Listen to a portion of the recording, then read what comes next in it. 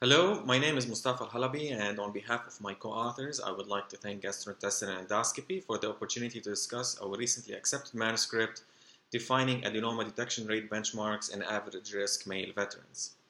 The adenoma detection rate, or ADR, is defined as the proportion of average risk screening colonoscopies with at least one adenoma. ADR has been recognized for many years now as the primary colonoscopy quality indicator. A higher endoscopist ADR indicates higher quality examinations and has been shown to be associated with lower risk of post-colonoscopy colorectal cancer. Current minimum ADR targets recommended by the ASGE-ACG task force are categorized by gender and are 20% in females and 30% in males 50 years or older, reflecting the higher prevalence of colorectal neoplasia in men. There are currently no recommendations for additional ADR target adjustments based on other characteristics of the screened population, which are known to influence adenoma prevalence, such as race, family history, and lifestyle factors such as smoking and obesity. It is thought that the veteran population is one such population with higher prevalence of colorectal neoplasia because most veterans are male, older, and have a higher prevalence of lifestyle risk factors such as smoking. However, it is not known whether the minimum benchmark ADRs, which were developed and validated in non-veteran populations, require revision for patients who receive their care in the Veteran Affairs system. While the VA has recently recognized the importance of measuring colonoscopy quality via National Directive 1015, benchmarks for ADR have not been specified. However, it has been generally assumed that 30% would be utilized by default, given that most VA patients are males.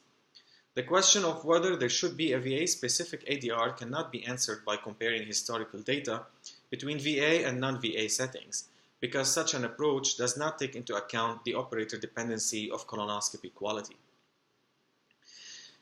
Any comparison between the VA and other systems should compare the ADR of the same group of endoscopists working within and outside the VA.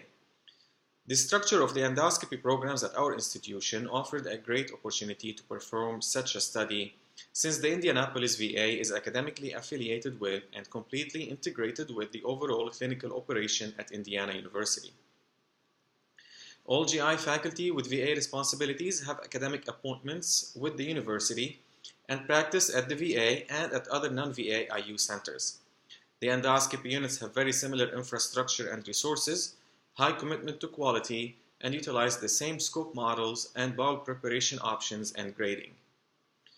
Therefore, we conducted this study to compare ADRs at the Indianapolis VA endoscopy unit to ADRs at the non-VA Indiana University endoscopy units for the same group of endoscopists who practice at both locations to answer the question of whether we need different ADR benchmarks at the VA than the ones we use in the non-veteran population.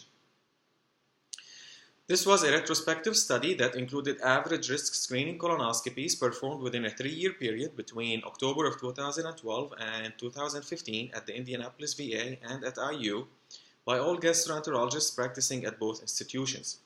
We included only colonoscopies performed on males who were 50 years or older at time of colonoscopy and for an indication of average risk screening for colorectal cancer. All others were excluded. Our primary endpoint was comparing the ADR at the VA to the ADR at IU for all gastroenterologists who performed average risk screening colonoscopies at both locations during the study period. We had a total of 6 gastroenterologists who performed screening colonoscopies in average risk patients during the study period at both locations. We had a total of 470 colonoscopies at IU and 608 colonoscopies at the VA.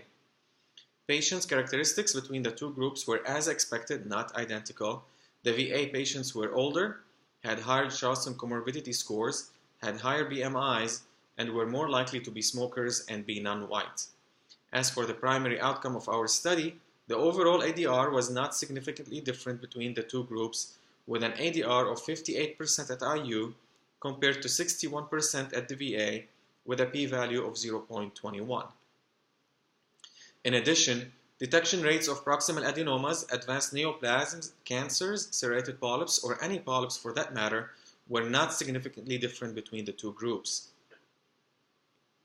Advanced neoplasms were defined as cancer or advanced adenomas which included adenomas that are equal or larger than 1 centimeter, adenomas that had villus histology or high-grade dysplasia. Advanced neoplasia detection rate was 13% at IU compared to 17% at the VA, with a p-value of 0.46. The numbers of adenomas per colonoscopy, or APC, was also not significantly different between the two groups, with 1.59 at IU compared to 1.84 at the VA, with a p-value of 0.24. Cecal intubation rates, quality of colon prep, and withdrawal times were all similar between the two groups as well. In conclusion, this study of average risk males undergoing screening colonoscopies by the same group of endoscopists did not show a significant difference between ADR at the VA compared to ADR at a non-VA academic center. This suggests that a VA-specific ADR target is not required. However, our endoscopists had individual ADRs at the highest end of the spectrum, much higher than the recommended 30% benchmark, and this could have limited our ability to detect significant differences between the two groups. Therefore, further studies are warranted in settings where endoscopists have a wider range of ADR variability. Thank you for listening.